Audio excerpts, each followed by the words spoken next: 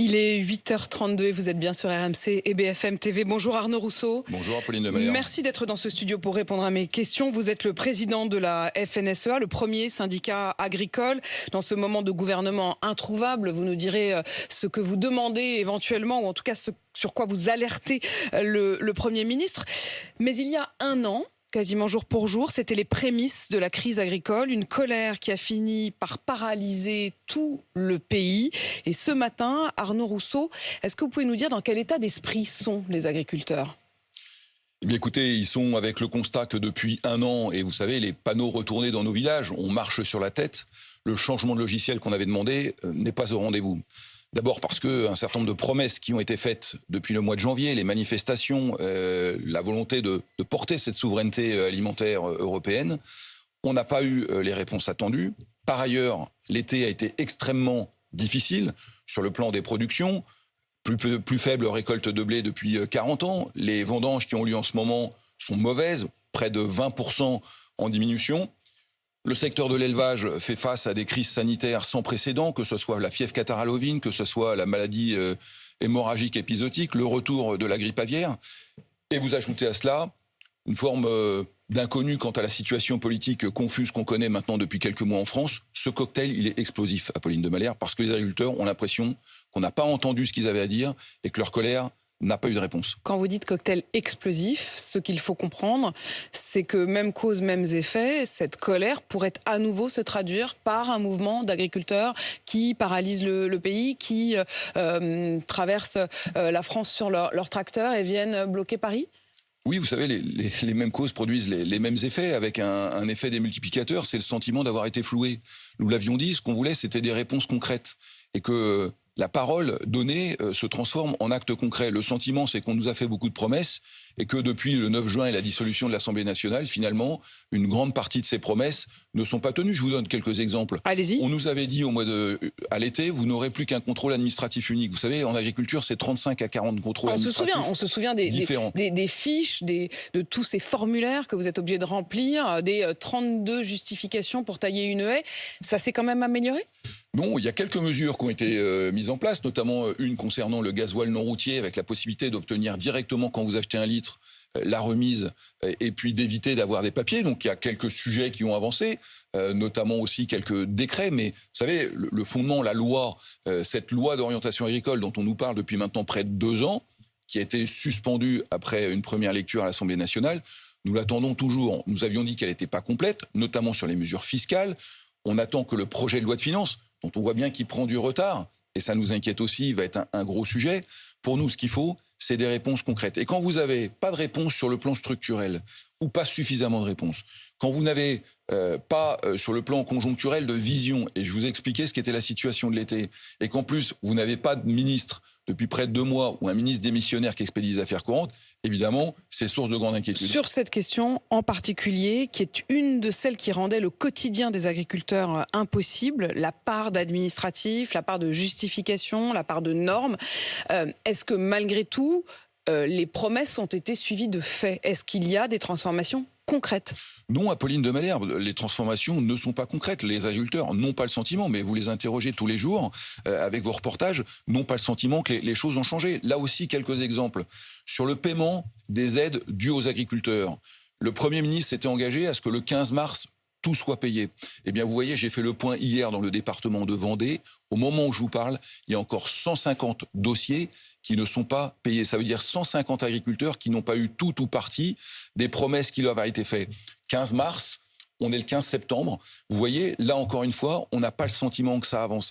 La machine administrative n'a pas été rénovée et le rendez-vous qui avait été pris n'est pas là. Et donc les agriculteurs continuent à avoir le sentiment que finalement, ce qu'ils avaient fait dans la dignité, je voudrais le rappeler quand même, avec une forme de maîtrise, la mise au travail et les engagements pris se traduisent par des non-réponses. Et vous savez, quand vous êtes quelqu'un de responsable, que vous posez les problèmes et qu'on vous fait des engagements et qu'à la fin vous avez le sentiment d'être floué, ça crée beaucoup de frustration et de la colère. Vous dites, on l'entend, que finalement la colère est la même, mais qu'elle est doublée d'un sentiment d'avoir été pris pour des jambons. Oui, c'est exactement ça. Il y a le sentiment clairement d'avoir été floué, pris pour des jambons, si vous voulez. Même certains sont plus imagés. Voilà. Ça finit pareil, hein. On a bien compris. Ça finit avec beaucoup de frustration et le sentiment que finalement dans ce pays, si on n'utilise pas la violence et une forme de démagogie, on n'est pas entendu. Nous, on a toujours été un syndicat responsable. On l'est tellement que, voyant cette espèce de chienlit dans laquelle nous sommes enfoncés, on a produit à la rentrée un texte de loi en disant finalement ça n'avance pas. Bon, c'est-à-dire que il est prêt, il est à la disposition des parlementaires. Écoutez, les parlementaires font leur travail, c'est eux qui votent la loi, donc c'est jamais clé en main. Mais c'est pour montrer que le corps intermédiaire que nous sommes est responsable et que dans ce moment de grands troubles et de forte colère, comme je vous l'ai indiqué, nous, on est une force de proposition et on a dit tout ce qu'on voulait, à la fois sur ce qui avait été fait et à la fois sur ce qu'on veut. Alors Arnaud Rousseau, il y a effectivement un gouvernement introuvable en quelque sorte, mais à la tête de ce futur gouvernement, il y a Michel Barnier qui lui-même a été ministre de l'Agriculture. Est-ce que pour vous, c'est pas au minimum un bon signal ? Alors, Michel Barnier a deux qualités, c'est qu'il a été ministre de l'Agriculture entre 2007 et 2009 et qu'il connaît bien les arcanes européennes qui sont un sujet central pour l'agriculture. Et donc, de ce point de vue-là, son CV plaide pour lui. Mais comme je l'ai indiqué déjà, ce qui compte, ça n'est pas ce que Michel Barnier a fait dans le passé. Ce qui compte, c'est ce que Michel Barnier, Premier ministre de la France, va faire dans le mois qui vient. Est-ce qu'il vous a appelé ? J'ai eu un rapide échange par message avec lui pour lui dire, que je souhaitais le voir urgemment, ce à quoi il m'a répondu qu'il mettait son gouvernement en place et qu'évidemment, il nous recevrait. Mais je le redis, le sujet, c'est que dans le mois qui vient, face à quelque chose qui est connu et que Michel Barnier connaît, nous ayons encore une fois les réponses. Ce qui compte, c'est le caractère concret. Il y a quoi dans le projet de loi que vous proposez ? On rappelle effectivement que la dissolution avait mis fin à la loi agricole que vous espériez, qui a donc été évidemment remisée. Dans ce que vous demandez, quelles sont les mesures concrètes que vous demandez immédiatement au gouvernement ? Il y a les mesures autour du sens du métier et de la dignité, les retraites agricoles dont on parle depuis des lustres et qu'on voit toujours pas aboutir, l'agriculture reconnue comme d'intérêt général majeur. Il y a des mesures autour du revenu et de la compétitivité. Qu'est-ce qui fait, par exemple, qu'on peut, les années difficiles, comme on est cette année, pouvoir réintégrer une partie de l'argent qu'on aurait mis de côté pour pouvoir lisser les à-coups de production, parce que nous, nos fermes, sont des entreprises à ciel ouvert qui dépendent de la météo, et on sait ce qu'il en est en ce moment. On veut aussi des mesures sur la simplification administrative. Quand vous déposez une autorisation pour agrandir, par exemple, votre élevage de volailles, aujourd'hui, c'est minimum 2 ans. C'est moins d'1 an en Allemagne. C'est encore plus court en Belgique. Est-ce qu'à un moment, on peut faciliter la vie des entrepreneurs ? Vous savez, nous, ce qu'on veut, et je crois qu'on est fiers de ça, c'est continuer à nourrir les Français avec une alimentation de qualité. Or, pour le faire, aujourd'hui, on a besoin de faciliter. Nous, ce qu'on porte, c'est le goût d'entreprendre en agriculture. Vous avez mentionné cette pire récolte depuis 40 ans pour ce qui est du blé, des vendanges qui sont aussi extrêmement décevantes pour les vignerons. Est-ce que là-dessus, les agriculteurs vont être accompagnés ? Écoutez, c'est trop tôt pour le dire. On avait demandé au ministre notamment qu'il puisse y avoir un certain nombre de choses faites à Bruxelles sur des fonds de crise. Je n'oublie pas la fièvre catarrhalovine. Vous savez, aujourd'hui, pour un éleveur, chaque matin, rentrer dans sa bergerie et voir des animaux étalés, c'est une catastrophe. Et c'est pas maîtrisé. Soit parce qu'on n'a pas suffisamment de vaccins. Vous savez, quand vous avez une épizootie de cette nature, il nous faut des vaccins. Il nous faut des vaccins pour traiter le troupeau, que ce soit la fièvre catarrhalovine de sérotype 3 au nord de la France, de sérotype 8, avec un variant, la maladie épizootique hémorragique qui touche les bovins, le retour de la grippe aviaire. Pour ces sujets-là, il nous faut rapidement des vaccins. Vous savez, on a déjà perdu au moment où je vous parle, Apolline de Malherbe, 10% du troupeau ovin, c'est-à-dire des brebis français. C'est énorme. Et quand vous n'avez pas les brebis, vous n'avez pas les agneaux. Mais qu'est-ce qui bloque ? Mais ce qui bloque aujourd'hui, c'est l'anticipation, c'est la capacité rapidement à collecter des vaccins. Je me réjouis que le ministre démissionnaire, M. Fesneau, ait dit que l'État allait commander massivement des vaccins. Il faut aller plus vite et puis surtout, il faudra indemniser rapidement. Parce qu'encore une fois, quand vous avez perdu vos animaux, comment vous construisez le nouveau cycle d'exploitation ? Quand vous avez fait une récolte de blé de moins 40%, ou que vos vendanges font moins 20%, il faut construire le cycle d'exploitation. Donc là, on a besoin de réponses rapides. Ça, c'est le côté très conjoncturel. Mais sur le structurel, je le redis, on a aussi besoin d'une vision. Cette vision, c'est comment on défend notre souveraineté alimentaire française, comment on continue à produire en France et comment on évite de continuer à importer une alimentation qui ne retrouve pas nos standards. Est-ce qu'il y aura des conséquences sur les prix pour les consommateurs ? On parle évidemment là des ovins et on parle du blé et on parle du vin. Est-ce que tout cela aura des conséquences sur aussi les prix ? Non, pas à ce stade, et tant mieux pour le pouvoir d'achat des Français. En blé, même si on a une récolte de moins 40%, vous savez, on en exporte près de la moitié, donc que vos auditeurs ne s'inquiètent pas, si leur boulanger augmente le prix de la baguette, ce ne sera pas à cause du prix du blé, qui par ailleurs, lui, baisse. Idem sur les marchés mondiaux, hein, parce qu'effectivement, on se souvient d'en avoir beaucoup parlé avec vous au moment précisément du moment aigu de la crise agricole.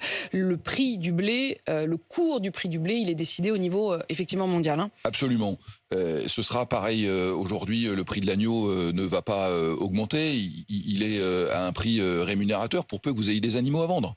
Voilà, donc le sujet du pouvoir d'achat, puisqu'on en parle pour nous, c'est de continuer à construire ce fameux prix en marche avant, respecter la matière première agricole, c'est tout le sens des négociations que nous avons avec les industriels et avec la distribution, pour faire en sorte que c'est quoi le prix en marche avant? C'est-à-dire qu'il y avait l'expression prix plancher qui finalement n'a pas vraiment été retenue. Vous aviez peur que ça devienne un prix plafond.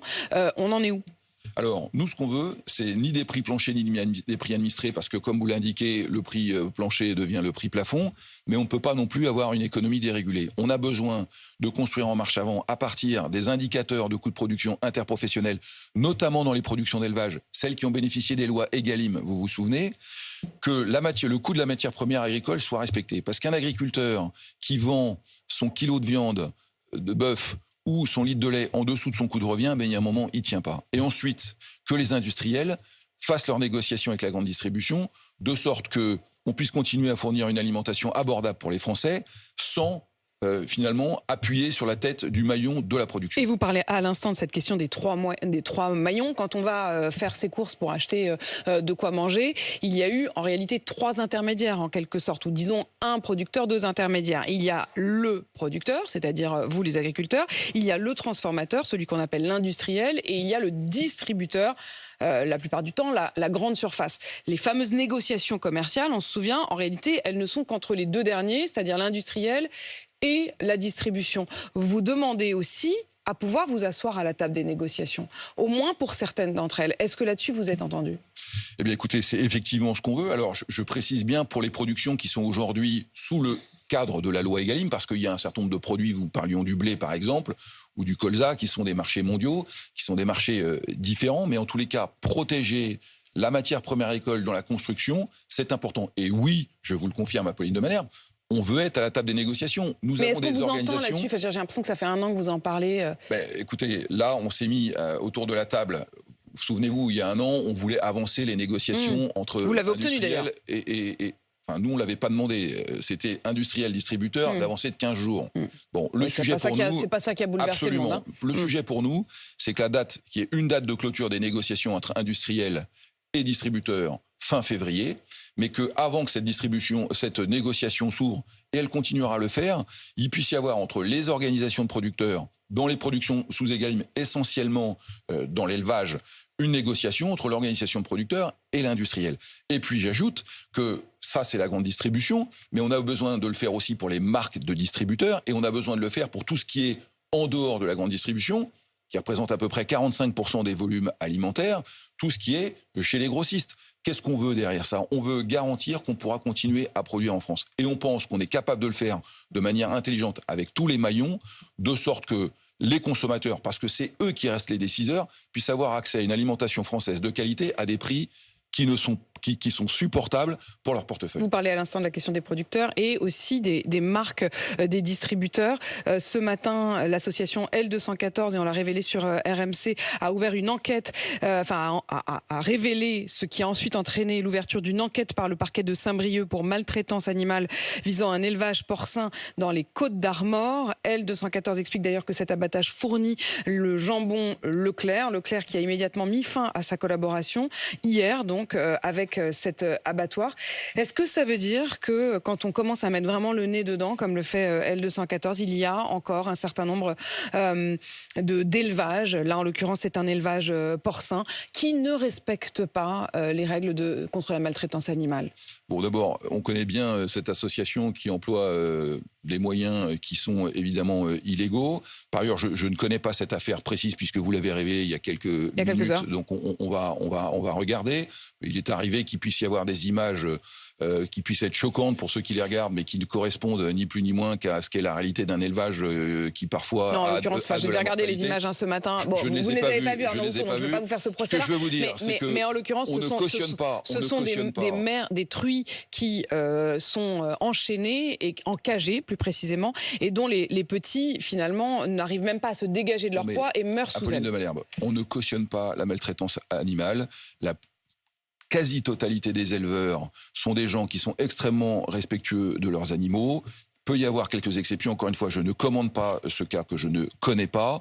Et si il peut y avoir des abus, nous les dénonçons. Donc, c'est très clair, il n'y a pas de malentendu sur le sujet. Mais je voudrais rappeler ici que la volonté d'L214, c'est plus d'élevage en France. Et nous, on continue à affirmer que d'avoir un élevage, encore une fois, parmi les plus respectueux de ce qui se fait sur l'ensemble de la planète, ça a du sens pour le consommateur français. Voilà. Le consommateur français lui-même le demande, au fond. Bien entendu, mais je l'invite, le consommateur, à regarder comment les animaux sont produits dans des feedlots au Brésil ou en Argentine, et il verra que le bien-être animal, qui est un sujet central, est respecté en France. Et je le redis, l'immense, pour pas dire la quasi-totalité des éleveurs sont extrêmement précautionneux de leurs animaux et sont les premiers malheureux quand il y a des sujets de cette nature. Maintenant, s'il y a quelques cas de dérive, il faut les traiter, mais je ne connais pas ce cas, donc je ne porte pas de jugement péremptoire.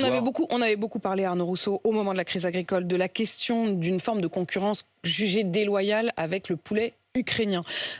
Pour effectivement soutenir la population ukrainienne, les droits de douane avaient été considérablement baissés pour pouvoir permettre à l'agriculture ukrainienne d'avoir des débouchés, notamment en Europe, jusqu'à finalement constater que quasiment la moitié de la consommation de poulet, notamment le poulet transformé, consommé en France, provenait d'Ukraine et vous le dites, de fermes qui ne respectent pas les mêmes normes, justement, en termes notamment de gigantisme des élevages. On en est où ? On en est au même point, Pauline de Malherbe. D'abord, les Ukrainiens, malheureusement, sont toujours un pays en guerre. Et de ce point de vue-là, notre soutien ne se dément pas. Pour autant, les conditions de production et le fait qu'on fasse finalement payer cette guerre en Ukraine aux agriculteurs européens n'est toujours pas tenable. Un certain nombre de mesures avaient été prises à Bruxelles avec la possibilité d'activer des freins d'urgence. Ils ne le sont pas, par exemple, en blé. Et ce qui se passe en ce moment en blé avec les chutes de prix vertigineuses est un vrai problème. Donc ce problème doit continuer à être regardé. Il a été un peu oublié parce qu'à Bruxelles, on a aussi un changement de commission. Donc les commissaires européens et notamment le commissaire européen... En fait, on a l'impression qu'à chaque changement politique, alors évidemment sur la scène française, c'est particulièrement prégnant, mais enfin c'est effectivement le cas aussi au niveau européen, tout ce qui était dans les tiroirs, c'est comme si on repartait à zéro, quoi. Oui, c'est d'ailleurs notre grand drame. C'est qu'on a besoin, je le disais à l'instant, d'un commissaire européen à l'agriculture qui s'empare de ce sujet. Encore une fois, non pas Ils seront nommés la semaine prochaine, donc on a l'impression qu'effectivement les deux calendriers sont concomitants en France comme là-bas. Avec, vous l'avez dit, une période de latence et qui n'est pas favorable à l'expression concrète de la vision européenne de la souveraineté. Le sujet pour nous, encore une fois, n'est pas d'écarter les Ukrainiens qui ont de véritables problèmes, c'est d'avoir du commerce qui est loyal et surtout de faire en sorte que s'il y a des aides apportées aux Ukrainiens, elles soient faites dans un cadre communautaire et que ça ne soit pas simplement les paysans européens qui soient la variable d'ajustement. Arnaud Rousseau, vous nous avez dit effectivement que la colère, la frustration et le sentiment aussi de s'être fait avoir en quelque sorte nourrissait une colère qui gronde. Est-ce que c'est une prévision ? Est-ce que vous alertez ? Ou est-ce qu'il y a un peu de la menace ? Non, vous savez, c'est pas notre mode opératoire. Et je crois que vous l'avez vu au mois de janvier. On nous a longtemps dit vous êtes en train de vous faire déborder, vous ne maîtrisez rien. Je crois qu'on a montré qu'on était des gens responsables. Je rappelle que pas une seule personne des forces de l'ordre n'a été blessée, qu'il n'y a pas eu d'atteinte aux biens et aux personnes, qu'on s'est mis au travail, qu'on a discuté et qu'on a fait en sorte que les choses puissent se passer. Mais je le dis très clairement, il n'y a pas de menace, il y a un constat. Vous savez, nous, on est des gens qui observons ce qui se passe. Et ce qu'on observe, c'est que quand vous faites une promesse à quelqu'un qui s'est bien tenu et que finalement, il a le sentiment que vous vous êtes moqué de lui, pris pour des jambons, pour reprendre l'expression que vous avez prise, et qu'à la fin, vous n'avez pas les résultats, et qu'en plus, la situation dans laquelle vous vivez est difficile, sans vision politique. Les autres syndicats agricoles tiennent-ils la même ligne que vous ? Écoutez, vous leur poserez la question. Moi, les agriculteurs que je vois, je leur demande pas s'ils sont de la FNSEA ou d'ailleurs. Je les écoute tous et je vois que ce sentiment est très largement partagé. Merci Arnaud Rousseau d'être venu alerter donc au minimum ce matin sur RMC et BFM TV.